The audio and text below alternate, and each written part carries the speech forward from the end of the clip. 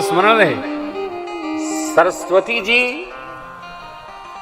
बोलने की शक्ति प्रदान करती और गणपति भगवान क्या बोलना है इसकी बुद्धि प्रदान करते। कई लोगों को बुद्धि रहती है, वाणी नहीं रहती। जिसको वाणी प्राप्त है उसको अपने जीवन को बहुत धन्य मानना चाहिए। मां सरस्वती जी की उपासना निरंतर करनी चाहिए। हे शारदे मां, हे शारदे मां, अज्ञानता से मुझे हमें तार दे। आप गणेश भगवान की स्तुति गाते होंगे। सिद्ध सदन गज बदन विनायक, कृपा सिंधु सुंदर सबला है। रिद्धि सिद्धि उनकी देवियां हैं, शुभ लाभ उनकी संतानें और बुद्धि के विधाता हैं, बुद्धि देते हैं, ज्ञान प्रदान करते हैं। मां सरस्वती कैसे, कितना, कब, कहां बोलना है इसका विवेक प्रदान करते हैं। आजकल देख रहे होंगे आप, लोग कुछ वो बोलता है। हमसे प्रेस पूछता है, पत्रकार बंधु लोग, महाराज वो बोले, तो हम कहते हैं कि हम आपको वो नजर आ रहे हैं क्या? वो बोले तो उनसे पूछो बिलाई, हम ये सब नहीं जानते। हम तो राम जी की कथा जानते हैं, राम कथा में जो लिखा है उतने बोलते हैं, अधिक जानते ही नहीं। और आपको सुखी रहना हो तो दूसरे की चर्चा से बाजाना होगा। अपनी कहो, अपनी सुनो, उनकी सुनो, अपनी कहो। लाला, सबकी न कहो, फायदा क्या है, क्या लाभ है? मां सरस्वती ने हमको जिह्वा दिया है, ज्ञान दिया है, बोध प्रदान किया है, बुद्धि। पीएचडी गणपति भगवान वो कराते हैं। आजकल फैशन हो गया है, पढ़ना लिखना ये अच्छी बात नहीं है। तो अरे भाई, पढ़े से जानकारी तो होती है ना। पन्नमा पलटिएगा तो कुछ तो लिखल बात अंखिया में आई ना।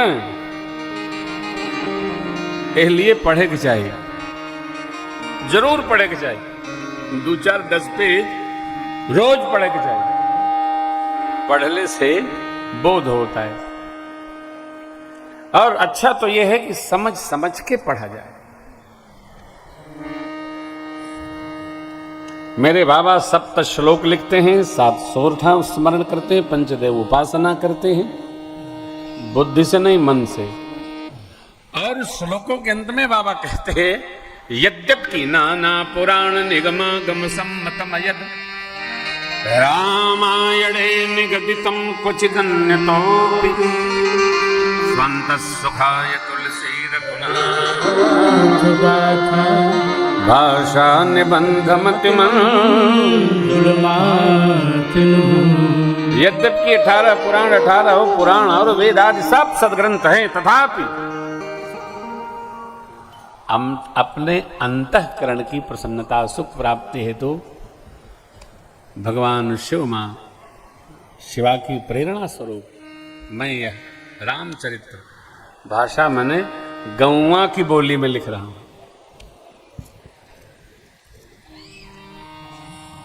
बना के नहीं,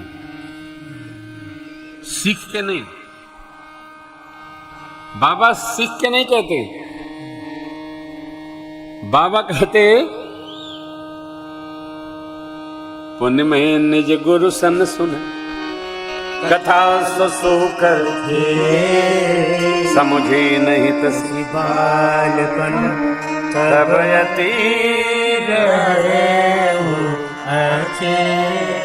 मैं छोटा था, बालपना था। छोटी छोटी बात बच्चों को बचपन से बताइए। उनके कंप्यूटर में, उनके मस्तिष्क में, मनोमय कोश में, विज्ञानमय कोश में, ज्ञानमय कोश में वह बातें उपस्थित होती जाएंगी। गांव में लोग बड़ा आनंद करते हैं। एक पिता अपने गाय भैंस बैल के लिए दूसरे के खेत की चरी काट रहा था, लड़का के डांड पर खड़ा करा दिया, बचवा कोई आता दिखे और वो देखे तो बताना, दोनों लोग भाग लेंगे। विनोद बस गांव में ही सब लोग करते हैं।